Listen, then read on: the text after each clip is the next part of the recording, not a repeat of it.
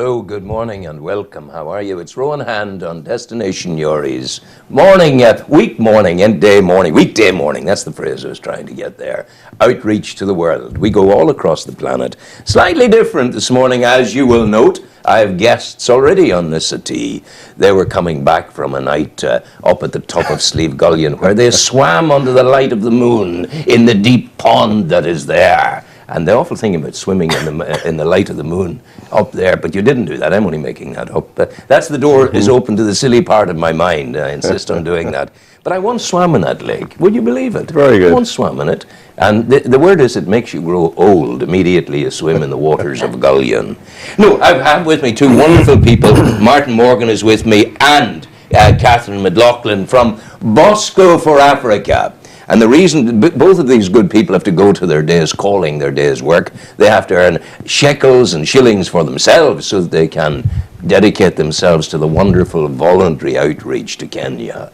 And it's a pleasure to have you here before you go to school down in St. Mark's, Martin.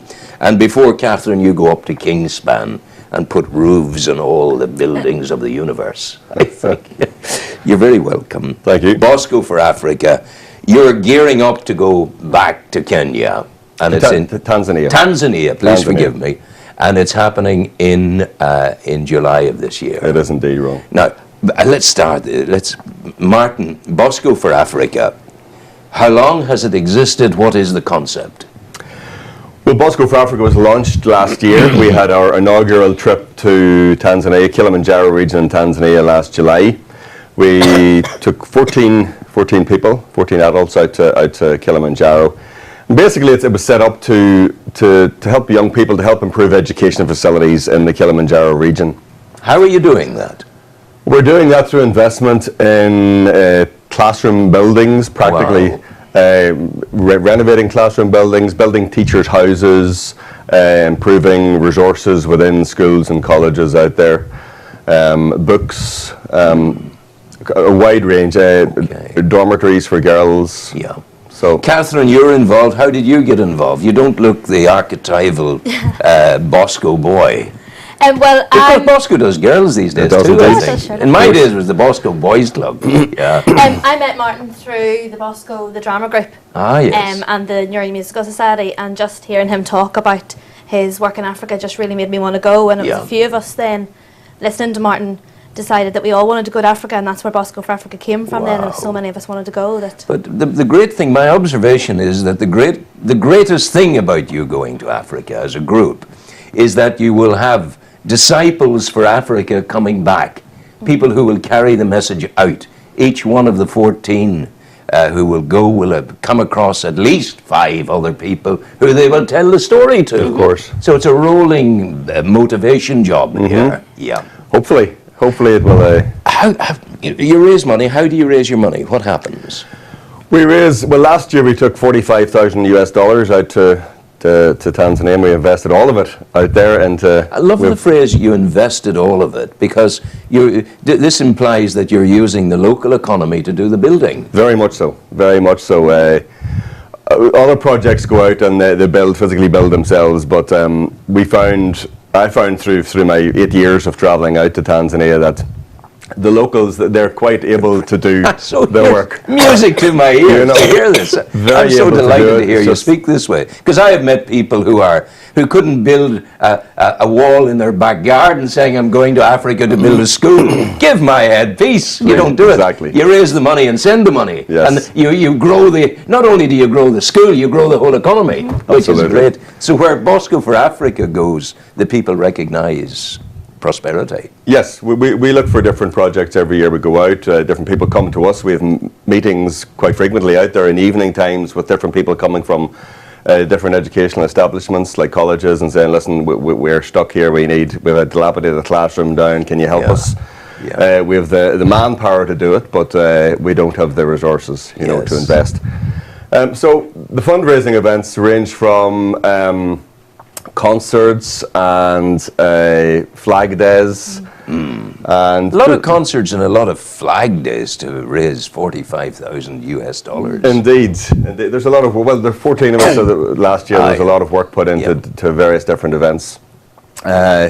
Catherine we had our Flag Day, which Catherine organised a few weeks ago, which we raised £2,500 Yes. £2,500 from. So we have Fiona Flynn's concert in 2 weeks' time. We had Fiona in a couple of weeks ago with her musical students in the Arts Centre, and we kind of finished. Fiona, she talked to me on the programme. She did indeed. She was in. She did indeed. That was good. Yes. Yeah.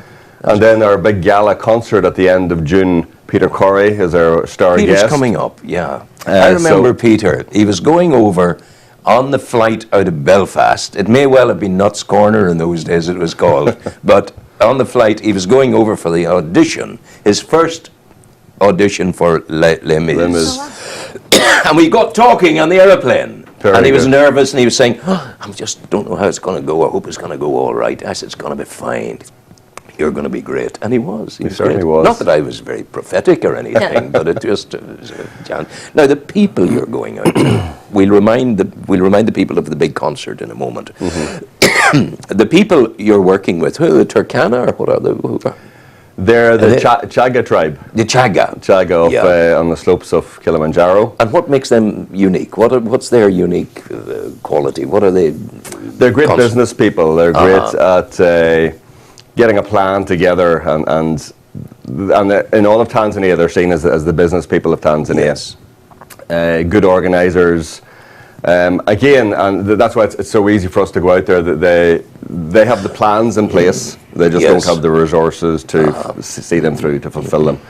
And that's where we come in and help. You know, Bosco for Africa is just over a year in existence. It's just over a year in existence, yes. But you are in existence a long time more than that. A little bit longer. In terms of Africa, you're out there. How did it all begin for you, and when did it begin, Martin? Well, it began with actually a college. When I was at college, a college trip out in 1988 to Kenya. What college were you at? St Mary's in Belfast.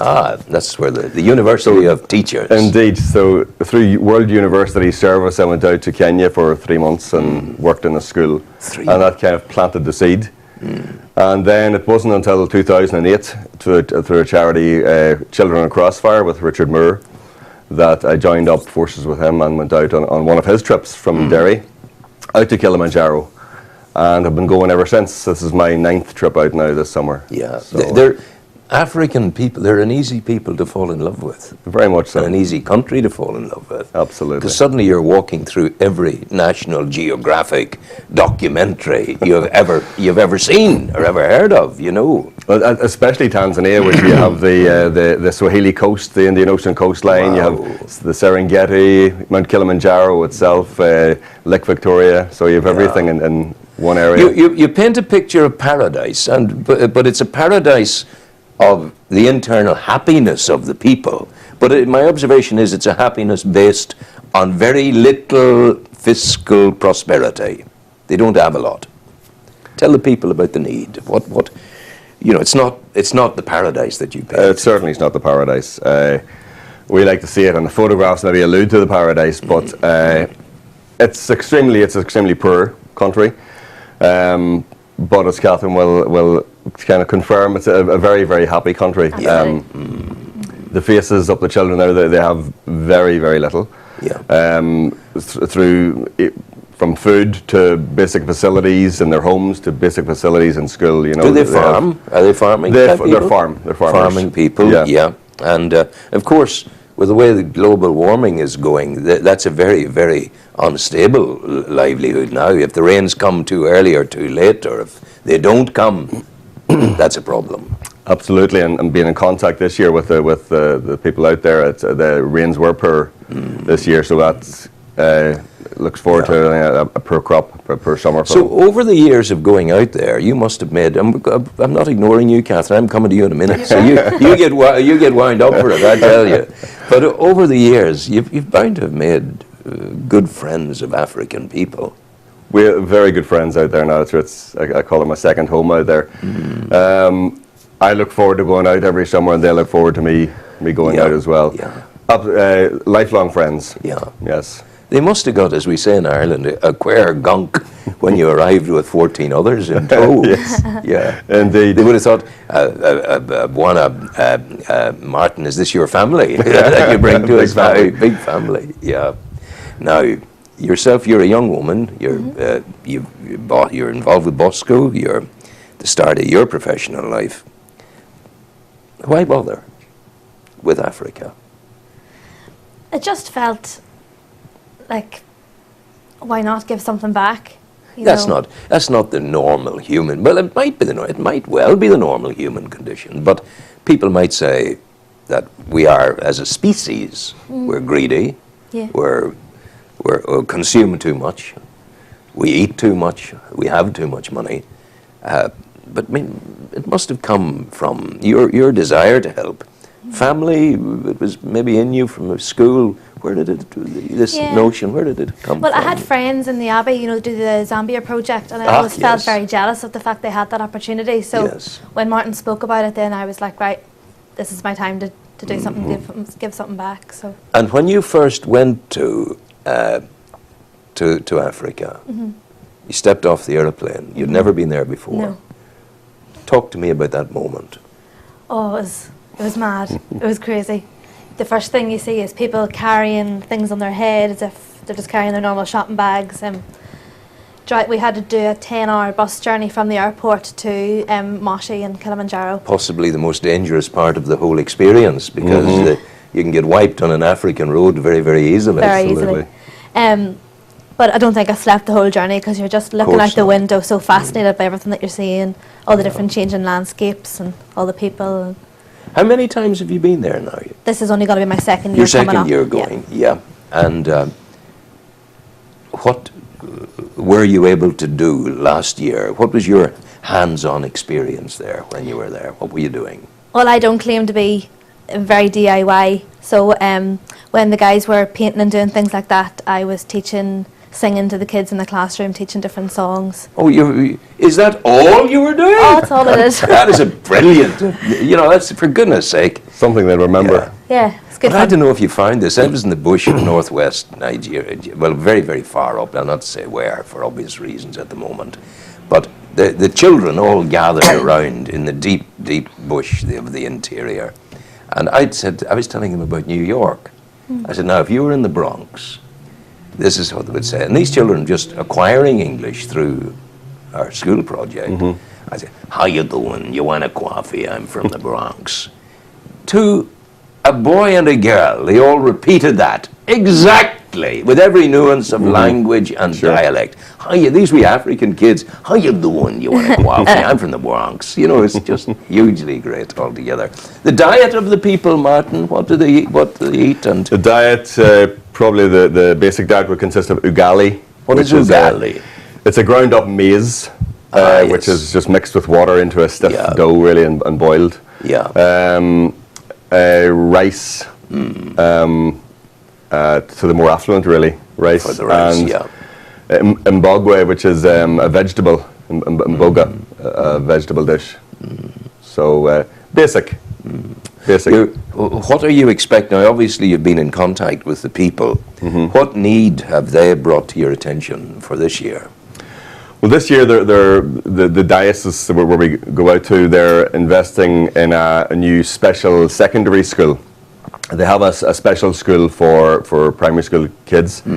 So this is at St. Machias School, an all-inclusive school, but specialising in special needs children and disabled children. Fantastic. Which is unique, really, for Tanzania to even bother with that facilities of that sort, but great to see. And so that's one of our investments. Hopefully, one of our investments this year will go out and do a bit of research into the project. How's it been for you in the last 12 months in terms of fundraising?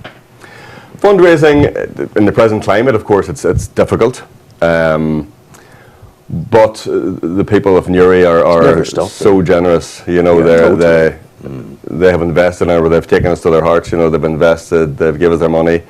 As we say in every fundraiser we attend, every single pound counts. And that's how we took 45,000 out to Tanzania last year. You mentioned the diocese, so this is the Catholic Church is involved out there. The Diocese of Moshi, basically, yes, where we which is one of the great obediences to the law of the God of love. Go and help, caritas et amor, love and charity and love. There is God, and also one of the great obediences to the direction of the new Pope, Francis the Good, I call him. You smell like the sheep when you go out there, as he would ask you to. Are the people, are they wholly Catholic? Is there a combination of the Christian sects? Is there a Muslim end to it as well, or what's the breakdown? Mixed, very much so in Kilimanjaro region where we go to. Some of the schools are Catholic schools we invest in. Some of them are just the state, the government schools. It would be a mixture of Christian, Muslim, and tribal. You see, the African, I don't know if you found it, the African has been spiritual long before Christ was born. It goes back into their ancestry over the years, you know. And but isn't it a wonderful thing that there is this kind of cooperation between everybody out there? There's no, apparently in your part, there is no real violence or evil or sectarianism. Not particularly, no. It's survival, basically, isn't it? That's what they want. Yeah, having a decent standard of living. Yeah. Well, listen, we'll remind the people again about the gala concert. And the gala concert is occurring when? It's, well, it ends our fundraising for the year. Yeah. And the concert is on Friday, the 27th of June. Friday, the 27th of June. June at 7:30 in Newry Town Hall. 7:30 in the evening in Newry Town Hall. And all the money that you gather on that night, you take with you or you send ahead of you to Tanzania, We out to the take children. with us, absolutely. Peter Corrie's our guest star, and then we have lots of fantastic local talent as well on stage that night. Well, Corrie is a wonderful fellow. He'll not remember me, but I'm the guy who sat beside him, I was telling you, on the airplane when he was going over. He was working in the tax office, or he was a civil servant at the time, and he was going over to have an interview for a role in Les Mis. Les Mis, I think that was his first one, and he was very, very nervous about it, and he did so well. So you've got Peter Corrie. Well done, and you know, I wish you well. So that's Friday, the 27th of June. You must be there. You must go and support this. Indeed. And you know, we wish you well. Thank you, Ron. Thank you. And please keep doing the work you're doing, and start the book. Start the book. You must. A few years down the line. Because well, that's it. Because that's how quickly a few years go. Yes, exactly. And when you grow tired and weary and maybe not able to go back as often, your book will actually build new interest in other people. That's what you must do. You don't mind me telling you? Absolutely not. Listen, God bless you. Go. Thank you, Ron. We're going to play you some Kenyan music now. Oh, excellent. I mean, it's African anyway. It's on the same continent. It is. You know. So Sean will do that.